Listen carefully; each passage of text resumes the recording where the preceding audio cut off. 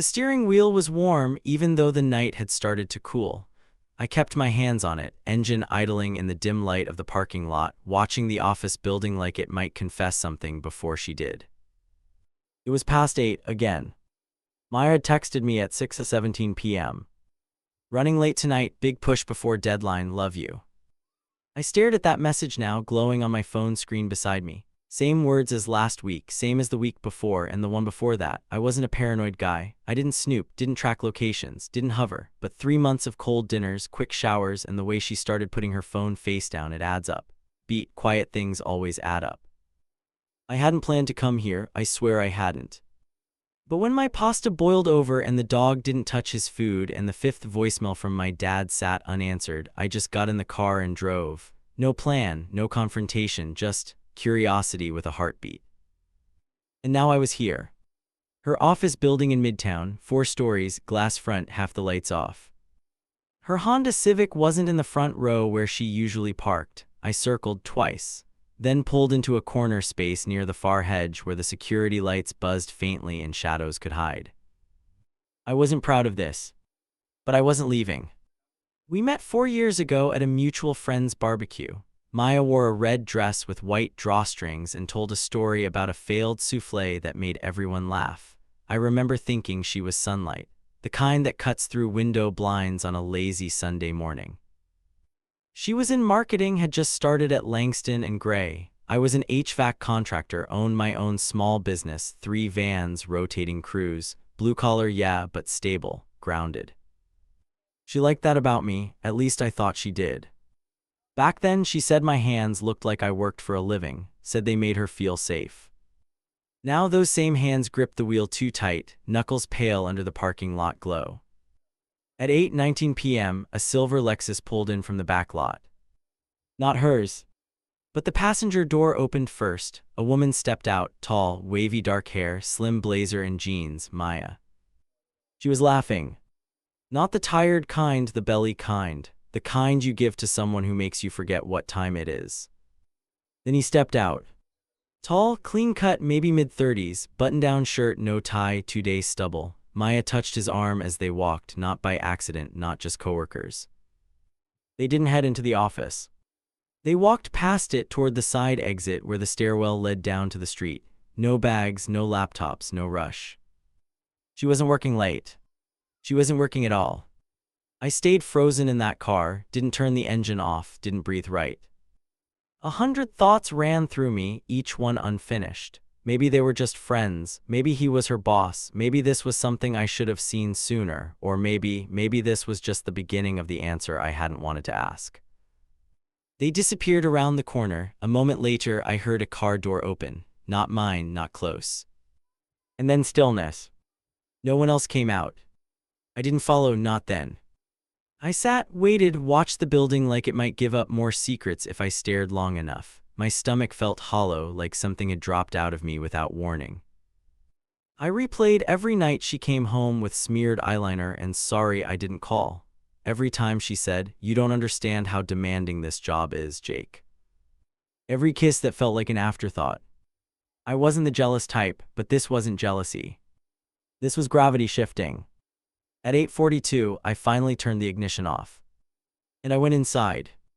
The security guard looked up from his desk and nodded. He recognized me. I'd brought Maya lunch here before, dropped off flowers once for her birthday. I knew the code to the elevator.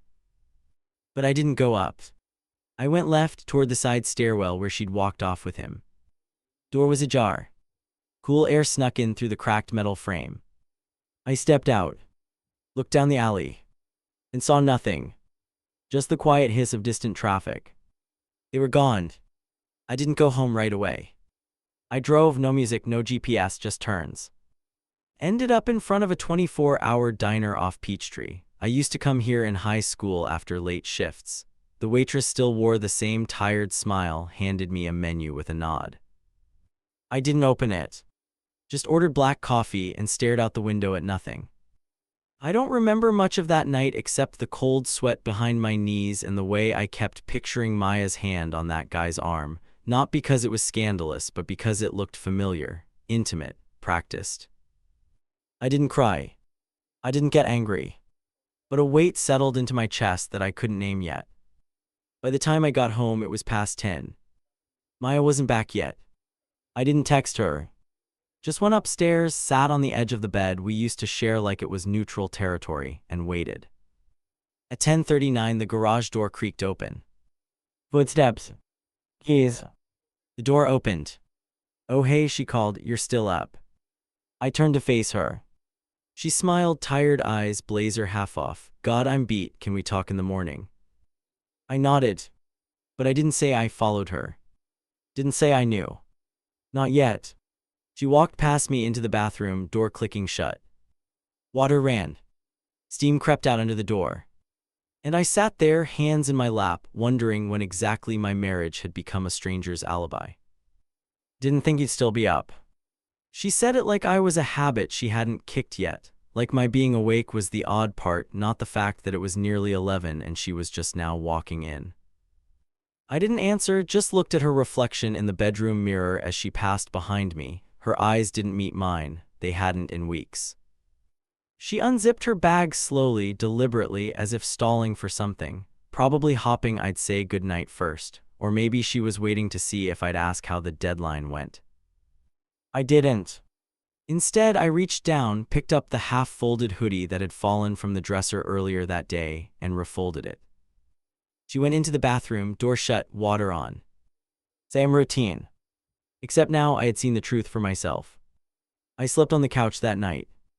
Told her I didn't want to disturb her with my early alarm. She muttered something about understanding and disappeared under the covers without another word.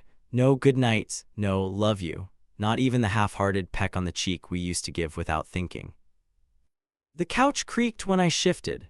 My lower back ached halfway through the night and I kept waking up thinking I heard her whispering, but it was just the hum of the fridge, or maybe my own mind replaying the scene in the parking lot on an endless loop. In the morning, she was gone before I came upstairs. Left a sticky note on the counter. "Had to head in early. Can we do date night this Friday? Love you, M." She'd drawn a heart, the same kind she always doodled when we first started dating. But I couldn't stop wondering who else got hearts now. Friday came fast. I didn't respond to her note, didn't bring it up either. I was testing the temperature of my marriage the way you check milk that's been in the fridge a day too long. You don't trust the date, so you sniff it and wait for your gut to tell you if it's gone bad. Thursday night, I decided I wasn't going to let it rot in silence. I made a reservation at Pellucci's, our favorite Italian place from the first year we dated, back when we used to spend more time arguing over which dessert to split than we did talking about work. I even shaved, put on the navy button-down she once said made my shoulders look like a linebacker. She showed up 10 minutes late, no apology, just a kiss on the cheek and an exhausted smile. "Sorry, last client call ran long." Of course it did. Dinner was fine. She ordered the same thing she always did, chicken piccata, no capers, side of garlic spinach. I ordered the house lasagna, mostly because I didn't have the appetite to think. We didn't talk about us. She told me about office politics, how Marcus, her new manager, had been dropping the ball and leaving her to pick up the pieces. Marcus. That's what she called him. I nearly choked on a sip of water. She kept talking, not noticing the way my grip tightened around the fork. "He's so disorganized," she said, stabbing a piece of chicken. "Nice guy, but kind of a disaster, always losing files, double booking meetings." Nice guy.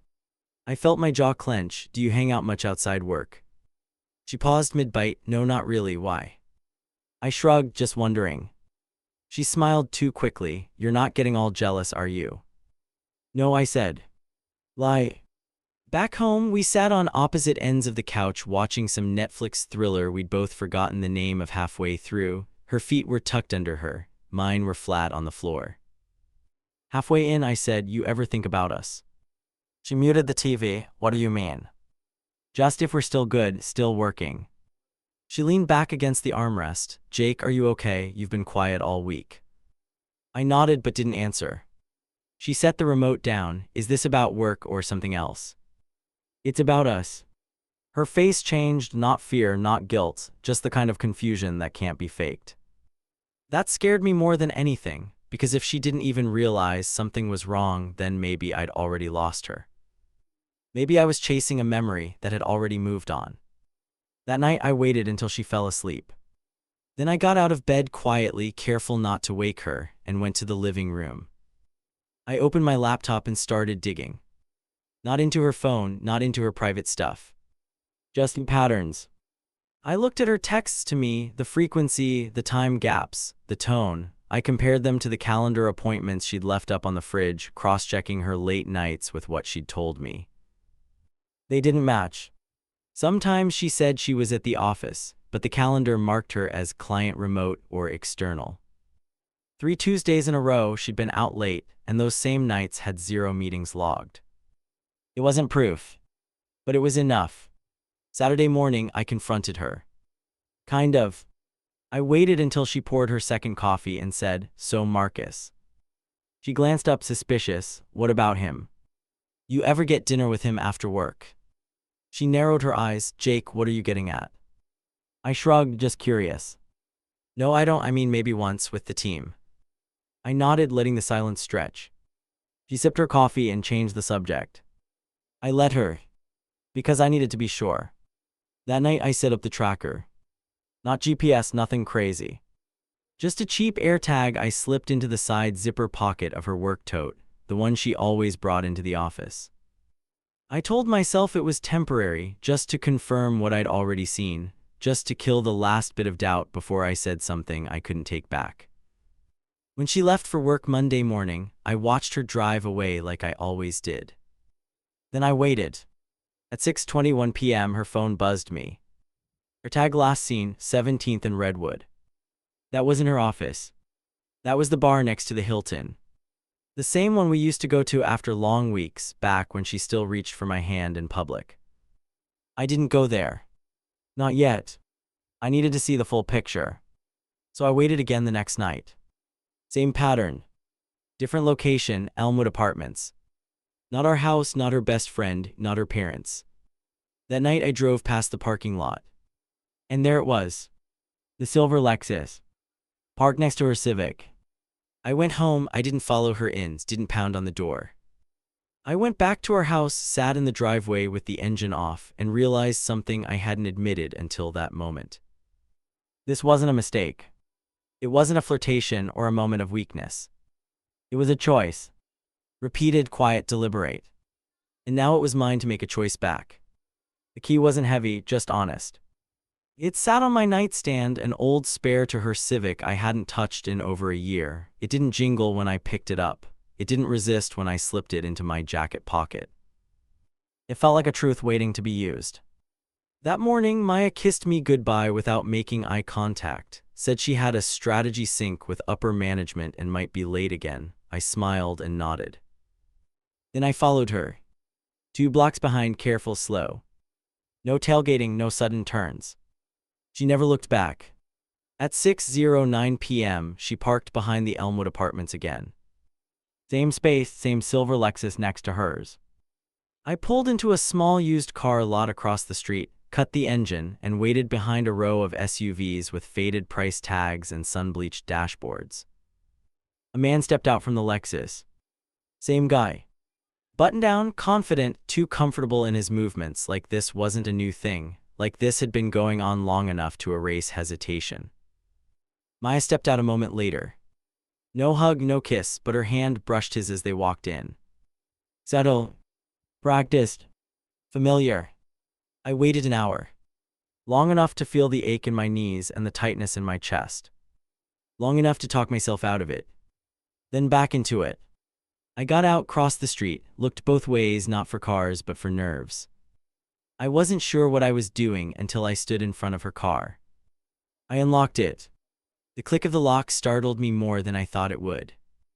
I opened the passenger door slowly. No alarm, no sign of guilt, just the faint smell of her vanilla hand lotion and the ghost of old drive-through wrappers. I didn't search through her things. I just placed something on the passenger seat. A manila envelope. Inside, 4 printed pages, date-stamped screenshots, location pings, her AirTag path with timestamps, a photo I took from across the street the night before, not zoomed in, nothing salacious. Just enough. I sealed it with a Post-it on the front. You can talk when you're ready or not at all, Jay. Then I locked the car again. And left. That night she didn't come home.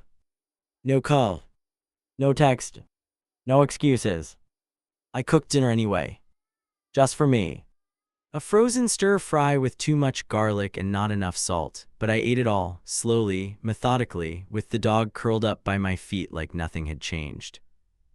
And really maybe nothing had. Maybe this had been the truth all along, I was just the last one to see it. She came home the next morning. 6:42 a.m. Hair still styled, clothes changed, eyes swollen. I was in the kitchen, rinsing out my coffee mug when she opened the door. She froze when she saw me. I nodded toward the counter, coffee still hot. She didn't speak. Just stepped in slowly, set her purse down like it might shatter. Then finally, Jake. Her voice cracked on my name. I saw it, she whispered, the envelope. I nodded. She looked down, hands gripping the edge of the island. I wasn't trying to hurt you. I didn't respond. She choked, I don't even know how it got to this.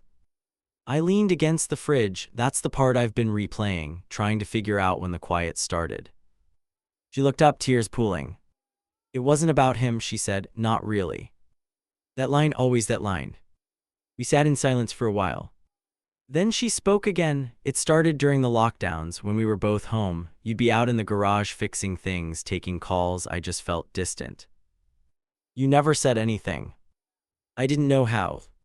She sighed. Marcus, he listened. He remembered details. It wasn't even romantic, not at first, just felt seen. And now, I asked. She didn't answer. Which said everything. I didn't yell. Didn't cry. Didn't ask for explanations she wasn't ready to give or apologies that wouldn't fix anything. I just said, so what do you want now, Maya? She looked down again, her fingers were trembling. I don't know. I do, I said quietly. She looked up. I want space, not revenge, not drama, just space. She nodded slowly, like it was a language she hadn't practiced in a while. I'll stay at my sister, she said, for now. I nodded. She gathered a few things, toothbrush, phone charger, a change of clothes. Then she stopped at the door. I never stopped loving you, Jake, I just lost the rhythm. I didn't answer. She left. That evening I sat in our backyard. The sun dipped low behind the maple tree Maya planted 2 summers ago. I watched the wind play with its leaves. And for the first time in months, the silence felt honest, not heavy, not suspicious. Just quiet. But this wasn't closure, not yet. I didn't know what came next. Forgiveness. Separation. Therapy. A reset. All I knew was that for the first time in weeks, I wasn't holding my breath. It was 3:17 a.m. on a Thursday. I was awake, staring at the ceiling fan turning slowly above the bed. The sheets were twisted around my legs like vines. The dog had migrated to Maya's side of the bed and he twitched in his sleep, unaware that the world had tilted slightly out of place. It had been 5 days since she left. 5 days since the last words we said were a whisper and a nod. 5 days since the house started to sound different, echoer in the kitchen, sharper in the hallways, like the walls had gotten thinner without her noise to muffle them. I hadn't cried. I hadn't caved. But I also hadn't slept more than 3 hours at a time. I spent the first 2 days keeping busy. Fixed the leaky faucet in the downstairs bathroom, reorganized the garage, deep cleaned the fridge, even replaced the ceiling light in the laundry room Maya always said she hated. But busyness only delays grief. It doesn't replace it. By day 3, the silence wasn't peaceful anymore, it was taunting. I kept walking by her side of the closet and noticing the hanger gaps. The mug she always used, still on the drying rack untouched. The grocery list she'd scribbled on the fridge magnet 2 weeks ago still said, berries, oat milk, eggs, maybe flowers. That maybe flowers broke me more than I'd like to admit. On Saturday, my sister called. You okay? She asked, voice light but cautious. I'm good, I lied. Jake. Pause. I'm hanging in, I amended. She didn't push, just said, let me know if you want company. I didn't.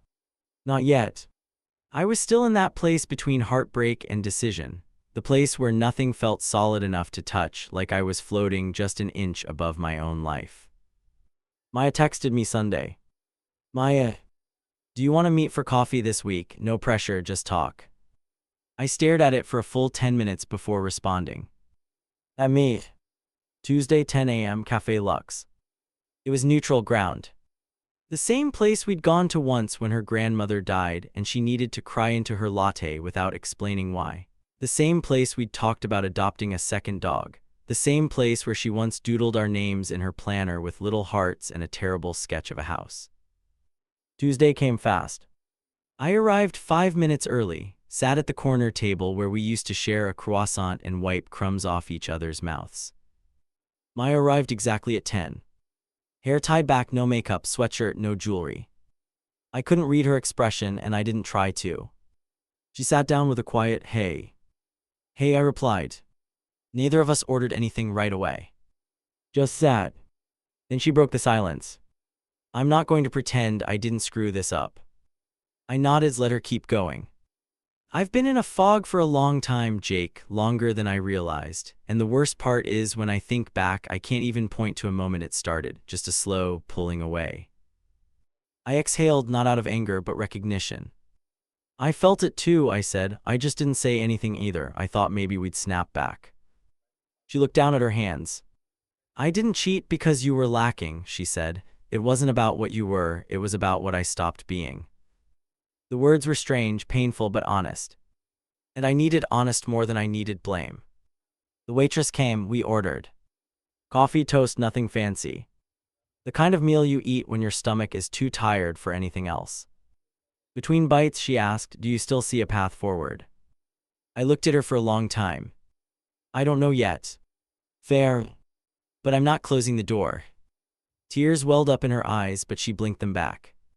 "I started seeing someone," she said, "a therapist, just 2 sessions, but it's something." I nodded. "That's good." "I don't expect you to forgive me quickly," she added, "or ever. I just wanted you to know I'm not ignoring what I did." I reached for my coffee. "I'm not interested in erasing the past. I just want to figure out if there's a future that makes sense." "Me too," she whispered. We talked for another hour. Not about Marcus. Not about specifics. Just life. Work, her sister, my clients, how the dog still slept on her side of the bed. It wasn't romantic. It wasn't nostalgic. It was 2 people trying to speak a shared language after forgetting the grammar. And it mattered. After we left, she lingered at her car. "I'll keep staying at my sister for now," she said, "but maybe we can do this again, no pressure." "Yeah," I said, "maybe." She opened the door. Paused. "I miss you," she said. I nodded. "I miss what we were." Then I walked away. Not in anger. Just in quiet. That night, I dreamed of the house before it got complicated. Her laugh in the kitchen, our dog chasing her socks, music playing low, the kind of dream that doesn't hurt until you wake up and it's gone. I didn't text her the next day. Didn't call. But I did write her a letter. Just a short one. I didn't know if I'd send it yet. But it felt like a beginning. Even if we were still in the middle. I used to think forgiveness was a one-time thing, a clean slate, a switch you flip. Turns out, it's more like a decision you make every single day you choose to stay. I didn't send the letter right away. It sat on my desk for a full week, folded and refolded so many times the crease started to tear. I'd pick it up, read it again, and set it back down, over and over. Then one night, I left it in the mailbox addressed to Maya's sister's house. No return address, no grand speech. Just, "You said you missed us. I still believe there's something here worth fighting for if we both show up this time." And at the bottom, not for the people we were, for the people we might still become. I didn't expect a reply. But it came. 2 days later, I found a note slipped through the mail slot in our front door. Same envelope, her handwriting. Inside. "Then let's show up." No hearts, no emojis. But it hit harder than any love letter she'd ever written me. We didn't move fast. No declarations, no sudden come home. We met twice a week, public places at first, walks through quiet parks, grocery runs where we ended up grabbing things for each other by habit, coffee shops where we sat across from one another and sometimes just read in silence. Other days we talked honestly. About the cracks we ignored, the resentment that festered, the ways we stopped listening, stopped reaching. One day, she said, it wasn't just me who stepped back, Jake. You disappeared into the house too, into fixing things instead of feeling them. She wasn't wrong. And I didn't flinch when she said it. I nodded, I know. It wasn't romantic those first few weeks. It was clinical almost. Like two people sorting through rubble after the storm, holding up fragments and asking, does this still fit? Can this still hold weight? Sometimes the answer was no. Sometimes, surprisingly, it was yes. She asked if she could come home one Sunday. Not to stay, just to sit in the space again. I said yes. She brought takeout Thai, our old favorite. We ate at the kitchen table we used to lean across, laughing at stupid YouTube videos. That night she stayed late. Helped me wash the dishes, towel-dried every glass. I caught her standing in the hallway after, fingers tracing the doorframe to the bedroom. Feels smaller, she said. Or maybe just emptier. She turned to me, do you want to try? I mean really try. I thought about it, about the letter, about the manila envelope, about the versions of us we buried and the ones we still hadn't met yet. Yeah, I said, I do. She moved back in 2 weeks later. Not all at once. One bag at a time. The dog knew before I did that something had shifted. He followed her around again like he used to. I started cooking for two again. She started leaving post-its again on the fridge, on the mirror, on my steering wheel. Nothing dramatic, just reminders of normalcy. Grab more coffee. Your blue hoodie's in the dryer. Missed your face today. I didn't erase the past. I didn't forget. But each day I chose to stay, each day she chose to show up. We got a little further away from the night I sat in that parking lot watching her laugh with someone else. It's been 6 months now. We go to couples therapy every other week. We don't pretend nothing happened. Some nights we still argue, we still get quiet, we still mess up. But we own it now. We talk sooner. We apologize faster. We ask, where are you really? And we answer truthfully. And that's the difference. Last week we passed the office where I first followed her that night. She noticed, went quiet. Then she looked at me. You never told me what it felt like, she said. I kept my eyes on the road, like I'd lost a language I didn't even know I spoke. She nodded, and now. I glanced over. You're helping me relearn it. She reached for my hand. We didn't say anything else. Didn't need to. Healing isn't loud. It's not dramatic. It's not flowers or speeches or rainstorms with violins playing in the background. It's a Tuesday night where you both fall asleep knowing the other will still be there in the morning. It's forgiveness in the form of effort. It's choosing each other again, even after knowing how it could have gone wrong. If this story moved you, subscribe for more real-life confessions and emotional journeys like this one.